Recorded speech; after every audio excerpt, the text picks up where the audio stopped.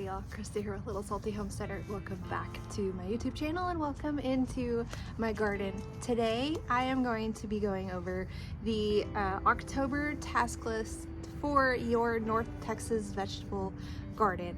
Now for reference, I am in Collin County, so if you are also in Collin County and you're watching this, everything on this list should apply to you. If you're a little bit east and west of that, so maybe like Denton County and then Hunt County, these items should also pretty much work for you for the most part. And I gathered this list from 3 different sources. The first source that I looked through was this very wonderful reference here. This is Lone Star Gardening by Neil Sperry. He is basically the North Texas garden guru dude.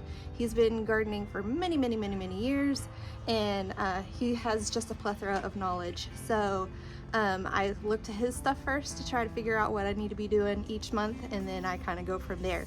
He lives in McKinney, which is in the same county that I am in. So if he says it's time to do something, then I pretty much take that as gospel. The other 2 sources are the Dallas Garden School website. She is in Dallas, but a lot of her stuff applies to my area as well. And then I use my seedtime.us planting calendar for the rest of the stuff. Now my planting calendar and the Dallas Garden School calendar are completely aligned, very little different. So I am taking both of those as reputable sources for this. So as far as seed starting in the month of October, there's not a whole lot that you're going to start indoors, but one of the crops that you will start is probably one of the most important that you can grow in your garden, and that is going to be onions. Now here in North Texas, you can grow short day onions and some varieties of the intermediate day onions. The long day onions will not to grow well here. I got my seeds from Haas Tools, but you can get them from your local nursery or other seed suppliers. As far as transplanting goes, a ton of vegetables can be transplanted out into your garden. So if you haven't gotten them transplanted out yet, it's okay, you still have time. So those vegetables are going to be broccoli, Brussels sprouts, cabbage, cauliflower, lettuce, any other type of leafy greens, leeks. A breakdown of those leafy greens would be collard greens, kale, mustard greens, chard, and spinach.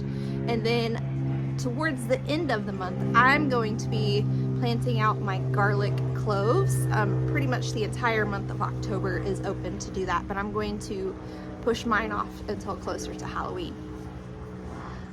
If you are wanting to grow any sort of flowers within your garden, now is a good time to plant out your pansies, ornamental kale, and snapdragons. I have snapdragons going out next week, so really exciting.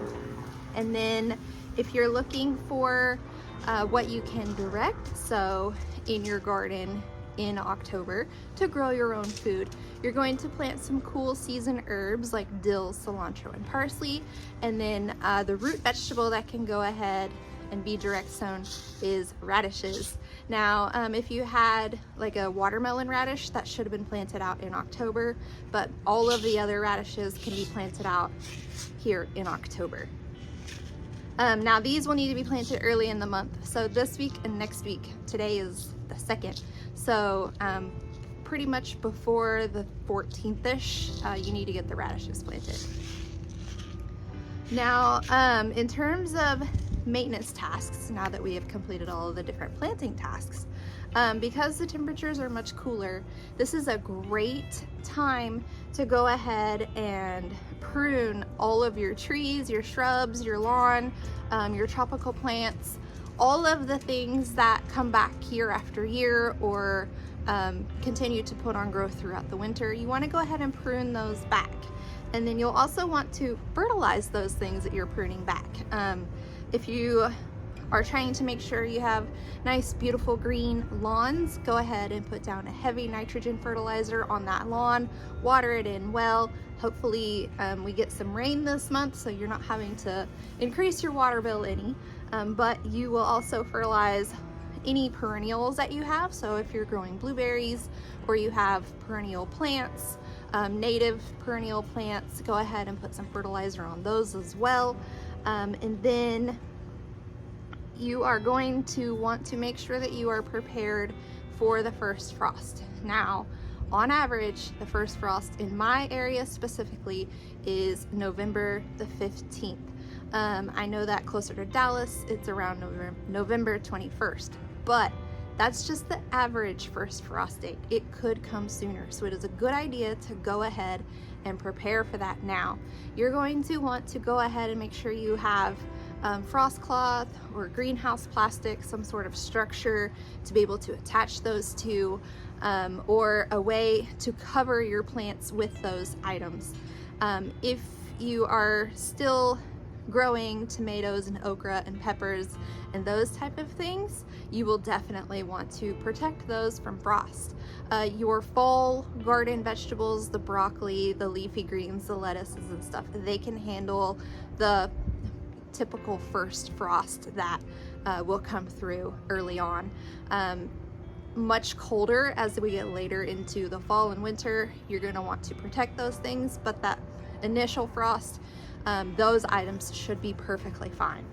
Another thing that you're going to want to do to protect your plants is make sure that you have at least 3 inches of mulch in all of your garden spaces.